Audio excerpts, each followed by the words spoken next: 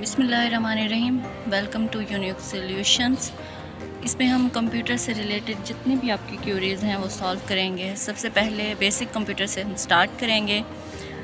सबसे पहले है कंप्यूटर की definition. A computer is a machine that can store and process information.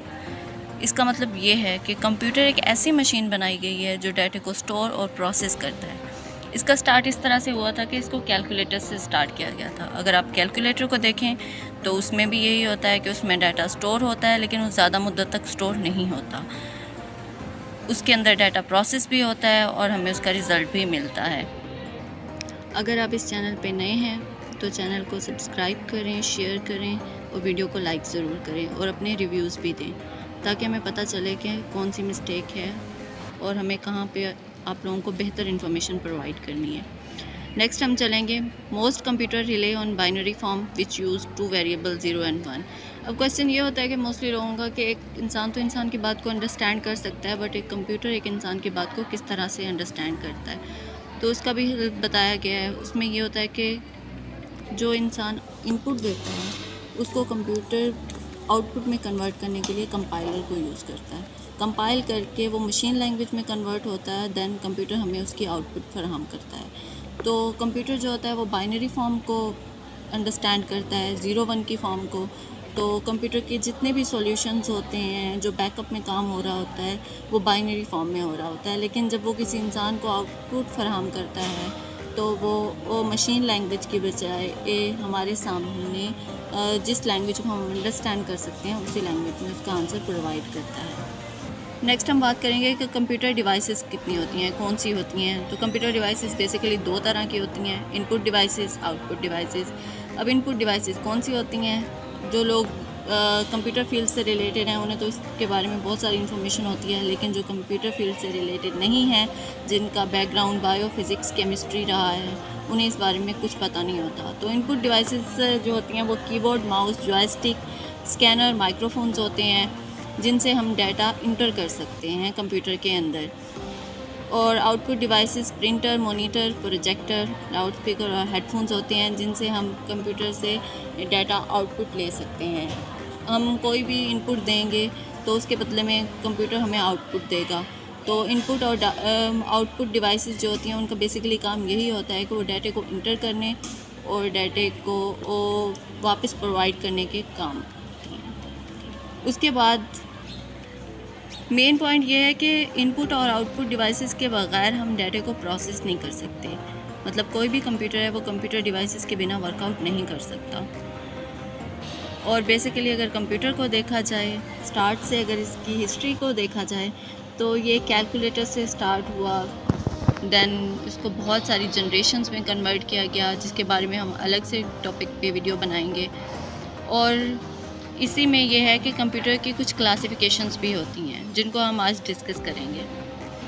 Classification के पॉइंट ऑफ व्यू से देखा जाए तो कंप्यूटर को बेसिकली 5 उसमें डिवाइड किया जाता है। पहली है पर्सनल कंप्यूटर। हम इनमें 1 by 1 डिस्कस करते जाएंगे ताकि आप लोगों को अच्छे से समझ आती जाए। पर्सनल कंप्यूटर कौन से होते हैं?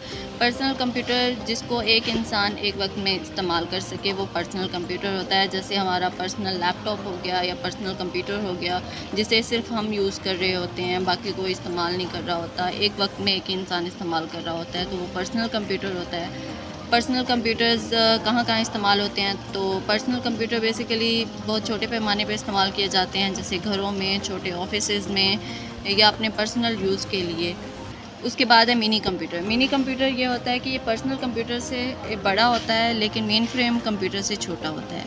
मिनी कंप्यूटर जो होता है इसको 100 लोग एट अ टाइम यूज़ कर सकते हैं, इससे ज़्यादा नहीं। मतलब ये एक पर्सनल कंप्यूटर से तो बड़ा स्केल पे होता है, लेकिन मेन फ्रेम से कम स्केल पे होता है। मतलब ये एक मीडियम साइज़ का होता है। उसके बाद थर्ड हमारा टॉपिक है main frame computer. Mainframe computer ये मिनी कंप्यूटर से बड़ा होता है। मेन फ्रेम कंप्यूटर जो होता है ये मिनी कंप्यूटर से तो बड़ा होता है, लेकिन सुपर कंप्यूटर से छोटा होता है। मेन फ्रेम कंप्यूटर जो होता है 1000 पर्सन एट अ टाइम इस्तेमाल कर सकते हैं।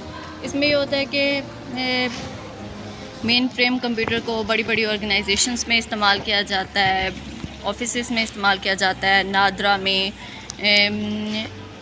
एयरप्लेन्स में, उनके टिकट्स की बुकिंग में, नादरा के रिकॉर्ड्स रखने में, ऑर्गेनाइजेशंस में मेन फ्रेम कंप्यूटर का इस्तेमाल किया जाता है। चौथे नंबर पे आ जाएगी सुपर कंप्यूटर। सुपर कंप्यूटर कौन से कंप्यूटर होते हैं भाई? सुपर कंप्यूटर ये है कि अगर पाकिस्तान में देखा जाए तो अब तक तकरीबन 1 या 2 सुपर कंप्यूटर बने होंगे, इससे ज़्यादा नहीं बने। सुपर कंप्यूटर वो भी आर्मी के अंडर हैं, आर्मी उस पर काम कर रही है। ये साइज़ में बड़े होते हैं, स्पीड में ज़्यादा होते हैं, वेट में हैवी होती हैं, ऑलमोस्ट इन्होंने काफ़ी जगह घेरी होती है। और अगर देखा जाए तो ये पिछली super personal computer, mini computer, mainframe computer, इन तमाम कंप्यूटर से बड़े होते हैं।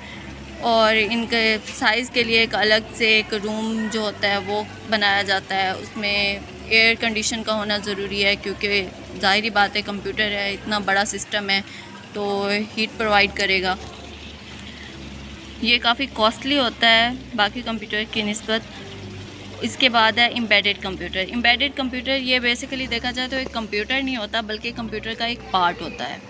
मतलब कंप्यूटर के जैसे इलेक्ट्रॉनिक पार्ट्स होते हैं किसी भी डिवाइस को बनाने के लिए, उस तरह से होते हैं। अगर हम कोई भी डिवाइस बनाते हैं, जैसे ऑटोमोबाइल्स हो गया, कैलकुलेटर्स हो गया, या कोई और डिवाइस हम बना रहे होते हैं, तो ये उसके अंदर काम करते हैं।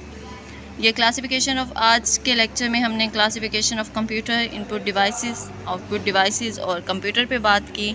अगर आप मज़ीद इस तरह की वीडियोस चाहते हैं तो हमारे चैनल को सब्सक्राइब करें, शेयर करें, वीडियो को लाइक ज़रूर करें और कमेंट्स में हमें बताएं कि हमें और कौन कौन से टॉपिक्स पे वीडियो बनानी चाहिए जो आपके कंसेप्ट क्लियर कर सके। Thank you so much. और इंशाल्लाह नेक्स्ट लेक्चर में हम जनरेशन ऑफ कंप्यूटर पे भी बात करेंगे और कंप्यूटर की टाइप्स को भी डिस्कस करेंगे। और आपकी जितनी भी क्यूरीज हों आप हमसे डिस्कस करें। चैनल को सब्सक्राइब करना मत भूलें।